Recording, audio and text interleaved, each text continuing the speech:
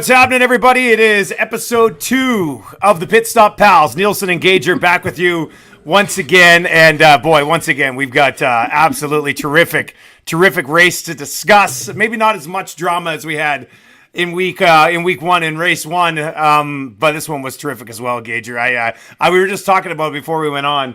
I'm like, as I'm watching it, when I'm at home, I have a little notepad, but I'm sitting here at my parents' house, and I have my phone going. And then, what did you hold up? You had your little notepad here. The big board. They got all the big board stuff. Like I was just making notes because, we didn't really talk. I didn't know. I was pretty sure we were going to do an episode, but I was just, you know what, because there's actually so much that goes on with the race that. We could pound out. I do believe just the two of us could probably pound out an hour of this, Dusty. Oh yeah, or multiple episodes a week. Like I was thinking yesterday after qualifying, I was like, man, Lewis Hamilton didn't qualify in the top 15. Like, what the hell is going on here? That alone is enough to fill an hour, really, almost. Like it's crazy. Yeah, it's almost been 10 years since he finished didn't qualify out of Q3. Like, just ridiculous. But I mean. First thing I do kind of want to talk about is F1 TV, and we talked about it before. It is so good that I think it's one of those things that even for a casual fan, if they were to go, you know what, I'm just going to get this for a year, you can't go back. You can't. There's no way you can watch F1 without having it now. No commercials, going back and forth between feeds, breaking down of lap times, and then like I switched to the Alpine battle. Right off the hop, and just went back and forth with the helmet cams of those guys on one of my feeds, and then I had the other one going. It was it's amazing what you can do just to immerse yourself. And I'm deep, Dusty. I'm really deep. It's getting worse and worse, and by that I mean better and better every single week. But we were talking about it from the broadcast perspective for just a second, because like the hour leading into it. And they've got all their different broadcasting talent all over, the starting grid and back in the paddock. And I'm not sure there's any sport, and maybe there's some that I'm not familiar with that have great coverage, but I'm not sure there's any sport in North America. Well, I know there isn't. Like, there's no sport in North America where you've got Gene Principe walking through the Oilers dressing room before they go out for the game and be like, oh, here's Jay Woodcroft. Jay, come over here. Let's talk about, like... That would never happen in a North American-based sport. And can you imagine, like, let's say they had Oilers TV, and you could click on a Connor McDavid helmet cam and listen to everything he says, and then when he goes off for a shift, you can click on a Leon Draisaitl camera, and that's what Formula One is doing, buddy. And it just improves the experience so much. It's amazing. I love it. I think the key word of this sport is access. Right? Like, you just have access to so much. And I mean, I think probably gets a little bit tedious for the drivers. Like, they do talk about it a little bit, and they're giving the finger to the Netflix cameras on the series and stuff. But they do it all. They understand that this is a huge part of it. The sponsors, getting all this stuff out. Like, man, just going into the tech side of things with the different views and learning about the cars and the different things that they're tweaking on it and stuff. It's like you said, there's so much to it. Like, can you imagine, even I'm thinking of like a mundane thing of going in and seeing Jeff Lang sharpen Connor McDavid skates, Tell Connor, us about this Langer. Going through the dressing room. Can you imagine? And then getting a microphone and got some guy's face and asking him a question, like, it would never happen. It would connect so many more people to the National Hockey League, though. Like, if like whichever league tries to take this path next with the accessibility, I think will win. Like, baseball should do something like this. You got everybody just chilling in the dugout. Add some personality to these guys. Like, I think that would be great. And you mentioned, I mean, we've had a lot of people on Twitter. I've seen multiple people messaging you being like, Gager, thanks, man. F1 TV is the greatest thing ever. You said there's an international feed that you can flip over to that you really liked as well.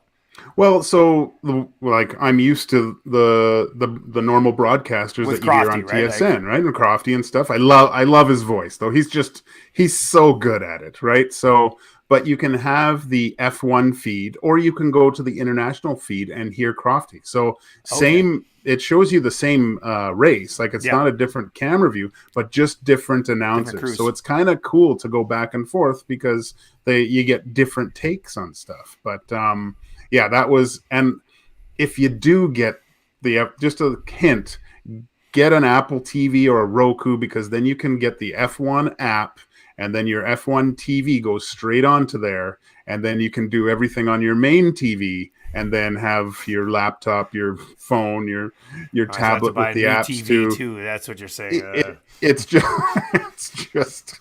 I have a Roku TV actually, and I do have Apple TV in the house as well, and 2 of the TVs. So and then I mean, just on that Apple remote, you can go if you I want to see that head-to-head battle. You can just quickly click to the helmet cam of whatever car you're looking at. It's almost too much at times. I had to have 3 screens today. Like I'm bringing my monitor out for we might meet up for that's a late. I was going to say we got that 11 o'clock or 2 Saturdays from now. So. Yeah, so that might be fun. Might have to figure out something there. But I would probably think I could make a call to a Canadian brew house, and they could put that. What else is on at 11 o'clock, and they stay open till 2. Like I don't see why not. You know, that'd be good. Yeah, that'd be great. Right after the hockey game, go straight into F1. Straight into F1. Oh my god, that's brilliant. I absolutely love it. All right, we're 7 minutes in. We haven't even talked really about this race. Gage, where do you want to start? Like, where do you start with this one? Man, I think this is what I wanted. Because of the whole weekend, and I watched all the practice, and I had such a smile on my face when Checo got pole. Like that's his first pole, that was cool. and I just felt so happy for that guy, and thinking, well, this is the type of race where he can really he can go pole to pole and win this one. And I was like, I found myself kind of cheering for him. But the curse of the yellow flag, and in my infancy of understanding this, and I even believe, like Christian Horner said, we're hoping for a safety car here soon, just because of the track and how it's laid out, and there's probably a good chance that there's going to be another one. And just the decision to pit and then getting that virtual safety car completely screwed his chances of winning that race. Right, that sucked. It was taken out of his hands right there, like just with sheer unluckiness. Like that was so frustrating. So and I think last year seeing Lewis lose on the way that he did, and a lot of F1 fans obviously upset about that, but there's an understanding too, and I'm starting to realize this whole a safety car could come out and completely changes the whole dynamic of the race. Because I mean, if there's not a safety car in that race, I think Leclerc just goes nuts and says see you later, right? But it bunches everyone back up again. And these cars, man, they like, even the seasoned broadcasters that are talking about this, they love it. They were so giddy on both streams going back. They would just love the battles and the changing of positions. And from all accounts, they all said that this is one of the hardest tracks to pass on, and there was multiple changes. So, man, I can't wait to see what happens at a track that there's a lot of lead changes, and you're able to pass guys a little bit more. Yeah, I mean the racing that people talked about wanting to see and thought they were going to see with the new cars has certainly happened. I mean, Leclerc and Verstappen. Let's just kind of focus on the end here for a second, because Leclerc got kind of hosed by the fact that yellow came out and he couldn't hit the DRS. Because I'm sitting there watching the race with my brother-in-law, and he's been watching Formula One for a long time. Like, he was a pre-Drive to Survive guy. His dad used to watch it when he was a kid, so he's kind of followed along. And we're both sitting there watching. I was just like, well, whoever has DRS on 49 is going to win this race. And Leclerc had it, and literally, I mean, all these guys near the bottom keep not only like not ruining outcomes, but they also add to it in so many ways, even from a positive perspective. So I was just like, damn it, because I thought for sure. I mean, with the way that race had gone, I thought on 49, beginning of 49, he was going to have DRS, he was going to whip by him, and then that was probably going to be it.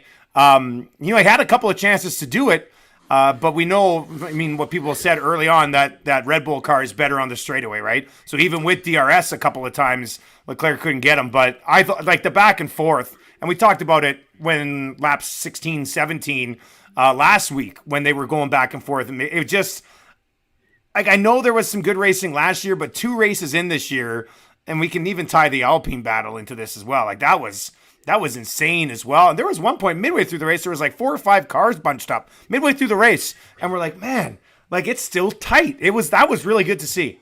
You had Alpines with a Haas and Bottas was right there. Alfa Romeo all battling there and getting DRS. Like that was there. That's 300 kilometers an hour, bumper to bumper, and opening up that fin on the back and gaining more speed. That was.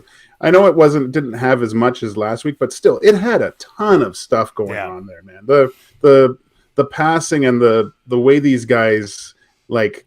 They bait each other to do things too. Like you saw some brilliance from Alonso there, like just kind of slowing down and then baiting and catching him on the next turn. Like you start to learn the racecraft a bit too. Like it was a great day, awesome day. I loved that. It's too bad about it's funny because a yellow flag comes out and I'm like, oh, and then I'm like, hey, so what's going to happen here? You know? So it's crazy. But another thing because Lewis and Magnussen were out on hard tires for the longest out of everyone else in this race. 38, 39 laps. Like a ridiculous amount. And I did get a lot of information about the tires this week. I forget what they said, but Mercedes, to me personally, their race strategy has to change. Like they got to get Lewis. Like Lewis was quite possibly going to finish in the top 7, I think, with better decisions. He was riding in 6 for a while there, right? Yeah, and just their decisions to leave him out on tires, and maybe that's just because they know the brilliance of Lewis Hamilton and being able to manage on bad tires. But I think this is it's come back to bite him quite heavily in 2 of these races that I've seen, that just poor management of when to pit and what strategies to use. I mean, if anything, with that car, that seems quite underwhelming right now. They're going to need to pick things up differently to strategize to get him into the points every weekend if they don't figure things out with that car.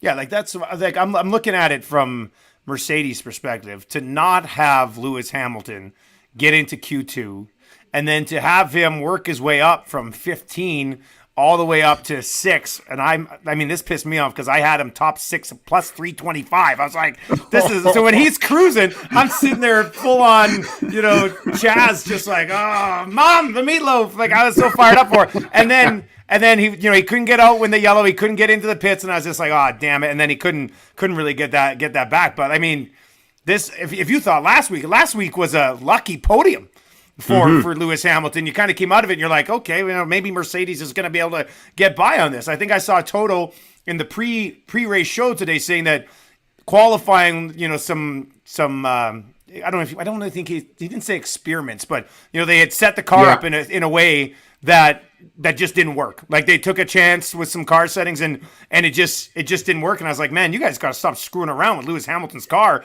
and get this thing fixed. Nothing against George Russell, but Lewis Hamilton's your guy here. So I don't know where. I mean, they got a couple weeks now, right? We're a couple weeks away from the next one, so maybe they have some time to get this sorted out. But I was watching.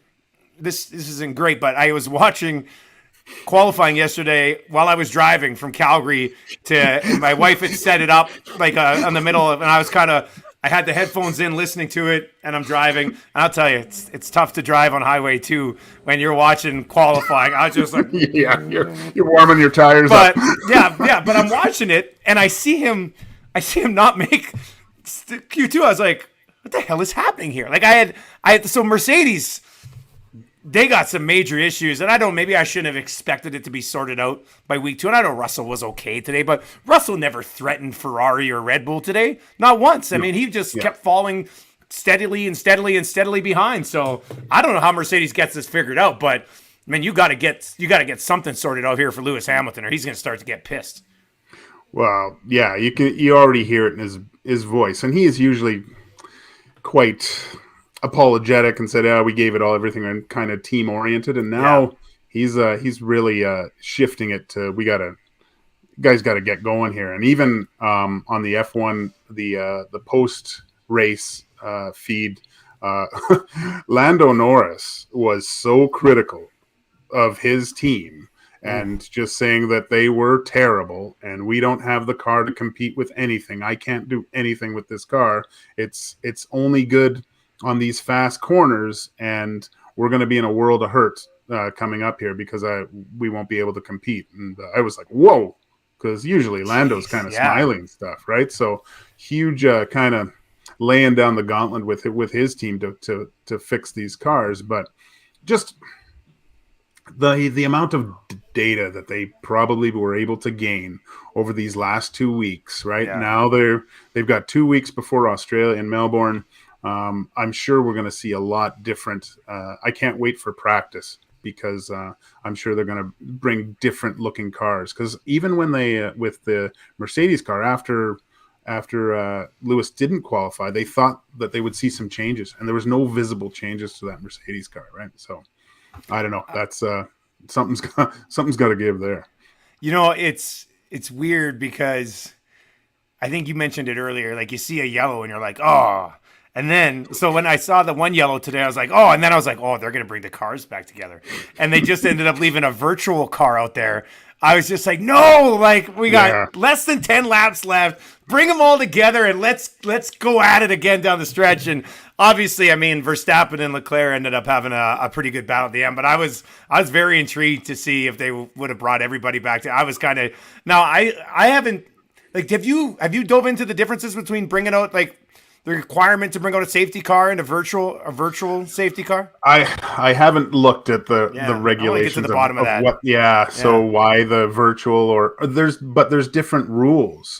They were talking about the different rules if it's a virtual car or an actual safety car that comes out to whether you can pit or not. And I mean, you said before that Lewis Hamilton missed that pit stop by 100 meters that he had to go by. So and it was funny because I went to his head camera and there was a huge F-bomb when he went, can I pit? And then he goes, yeah, you can pit. And he goes, there was a few F-bombs on that. All we heard on the other broadcast was, it's too late, guys. That's all we heard. Like, okay.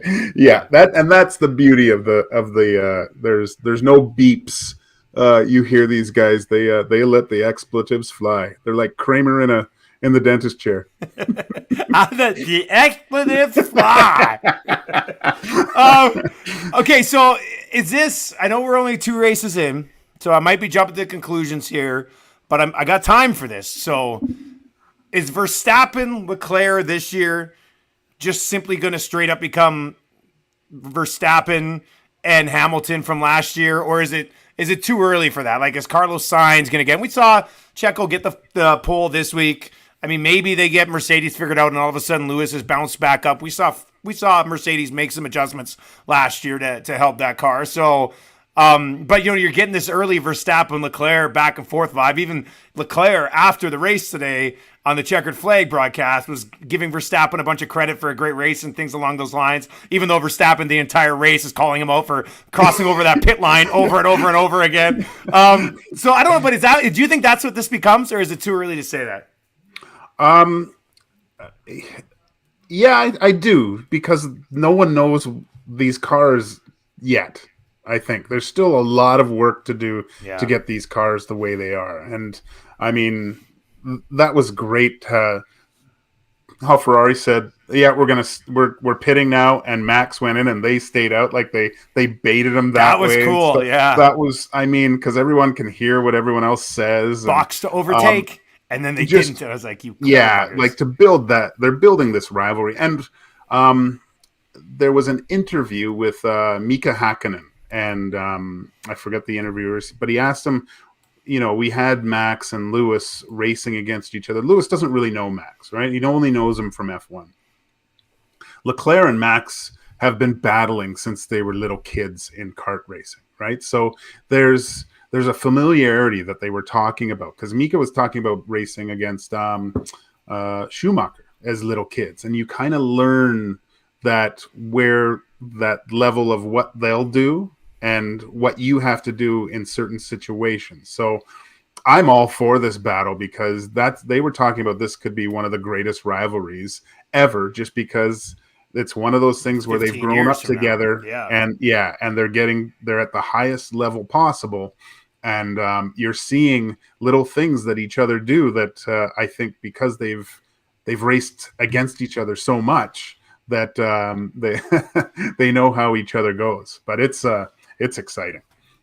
Only 12 drivers finished this race, and a couple of them didn't even get to start the race. The Schumacher accident on Saturday.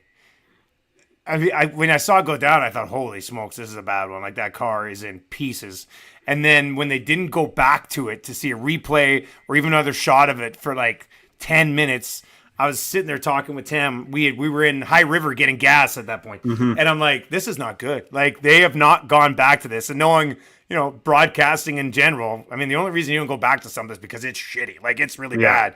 But the fact that, I mean, he's out of hospital late yesterday afternoon. He's like, oh, I'm good to go. And they're like, well, we're not going to race him because, we want to make sure we look after him and the cars and things along those lines. Like, but the fact that he could hit that wall going as fast as he could and, I mean, get checked out at hospital, but for the most part be fine. I was stunned. When they're like, oh, yeah, he's up, he's smiling. I was just like, my goodness, man, you went into that wall hard. 32 G's he hits that wall at. Like, are you kidding me? That's just getting hit by a freight train. And I think the catchphrase is when an accident like that happens, you heard them right away. Goes, oh, he flipped his visor up. And I think that's kind of a sign to say that you're okay. I'm okay. Because obviously there's consciousness there, right? But you saw him, as soon as it happened, he holds his hands back so that steering wheel doesn't like snap his arms in two. And you could see he was aware even afterwards. But yeah, sore neck is what he says, right? The back's a little sore. But oh my gosh, that's the amount of engineering that goes into those cars to make them safe is just, it's crazy. It's absolutely crazy. Yeah, for it to go as fast as it does and be as powerful it is, but to also just completely cripple apart on any touch, that was insane. So, 2 Grand Prix down. Here's the constructor standings right now. You got Ferrari at 78 points. You've got Mercedes at 38. You got Red Bull at 37, which is awesome. And then you've got Alpine at 16. Haas still, they got points in 2 straight races. They're planning a parade for Gunther. And then you got Alfa Romeo with 9 points. AlphaTauri's got 8. And McLaren has 6 with Lando, finishing 7th in the race today. So you got both Mercedes and Red Bull. Red Bull obviously having the major issues in week 1. Mercedes with Lewis Hamilton having some major issues in week 2, and they're both sitting here trying to chase Ferrari, who's up by 40 with back-to-back races with both guys on the podium, man. Like, to throw a third team into that mix this year is pretty damn exciting. Well, yeah, and I know Lando was quite critical of his car and stuff, but you saw them move up in the pack too, right? Yeah. And Ricciardo's car dies on him there, and he'd moved up. He was in 11th, right, when his car died. So he was moving up too. There's, I don't know, this Mercedes engine. Everyone that has this thing has issues right now. So there doesn't seem to be much wrong with that Ferrari engine, and Red Bull seems okay too. So. But it's a long ways to go still. There's so much stuff to figure out. I think the cool thing that they were talking about too was Hülkenberg back and finishing ahead of Stroll, which really they said shouldn't happen. But pretty cool to hear him in his interviews and stuff. And they were quite a lot of praise to talk about him coming into an F1 car, not training, not doing essentially F1 training to get ready for the season and doing as well as he can. Man, I would you might actually see him in an F1 car pretty soon if some of our Canadian contingent can't put things together. They're trying to hang on. All right, as we wrap up this episode, Gager, and you know what? There might be enough news this week that we can bang out a quick episode next week too, leading into that, because then you're like, oh, the next race is only a week away. We can talk about this. Yeah. Okay. Mercedes is the biggest story over the next 2 weeks, right? I mean, is that what everybody's monitoring here, or do you think there's anything else that kind of jumps off the page? No, I would say that they're big. I mean, to me, one of the biggest stories is Haas competing still too, like Magnussen doing well. But yeah, I'm sure you're going to hear Lewis talk about things like there was a quote saying, "I just want to go home" and stuff like that. So, yeah, 21 more races, Lewis. 21 more races. It's they. I hope selfishly that they figure all this stuff out, because man, wouldn't that be great just to have those 3 teams battling for podium all the time? And I mean, I don't think last year, from all accounts, it seemed like the middle of the pack, there was a definite separation there, right? But I think the middle is a lot closer to the top than you actually realize. Yeah. So, then you might have your Williams, Aston Martin maybe lurking around. Yeah, and who knows what, like, I have been reading these articles about Vettel and how these cars are better suited to his driving style. So we're definitely going to see him in the Aston Martin in Australia too. So that's a maybe we'll have to dive into Vettel next time. There we go. We'll do that too. That's episode 2 of the Pitstop Pals. Should now be available on Spotify and Apple Podcasts. If not, very shortly. We had submitted those for approval earlier in the week. And of course, you can watch it on YouTube as well. Gager, two races in, buddy. 2 Grand Prix in, and it's been pretty good so far, man. Enjoy it. Well, I guess I'll talk to you tomorrow on 2 guys and a goalie. Hey, buddy? Sounds good, buddy. All right. See you later, man. Later.